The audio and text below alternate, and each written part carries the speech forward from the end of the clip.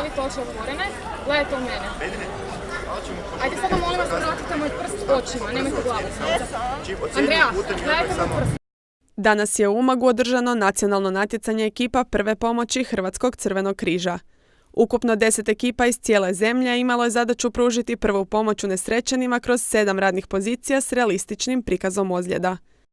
Evo, znači, zatekli smo na radilištu dečka koji se skejtao i pao je, znači pao je na bradu, tako da ima ranu na bradi, krvarenje i ima prilom potkoljenice. Zatekli smo 2 ozlijeđene osobe.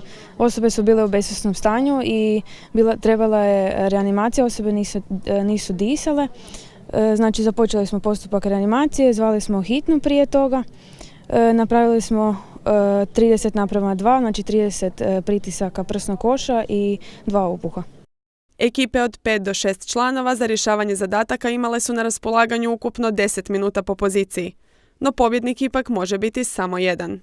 Jedna ekipa se kvalificira, pobjednička ekipa se kvalificira za FACE, odnosno First Aid Competition in Europe, koja će se održati sljedeće godine u srpnju. Lokacija još nije definirana, ali svake godine se rotira zemlja domaćin u kojima ekipe se onda natječu. Osim 10 hrvatskih ekipa, događaju su prisustvovali gosti iz Talijanskog crvenog križa iz Trsta koji su predstavili svoj rad i opremu, te ekipa Crvenog križa Cerknica iz Slovenije koja se natjecala izvan konkurencije.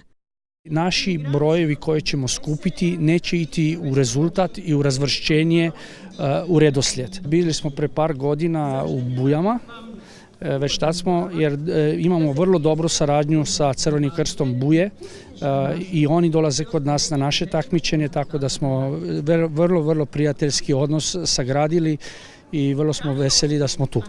Osim poticanja natjecateljskog duha koji je prisutan među svim sudionicima, svrha natjecanja promocija poznavanja pravilnih postupaka prve pomoći.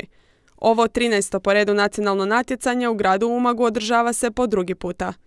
Veliki značaj. Prije svega je vrlo bitno naglasiti da je Crveni križ, dakle društvo koje pokriva naše područje, ima sjedište u Umagu, pokriva cijelu Bujštinu. S obzirom na to da je to su izuzetne vrijednosti, od izuzetne važnosti, a posebno u onom dijelu koji okuplja mlade i volontere.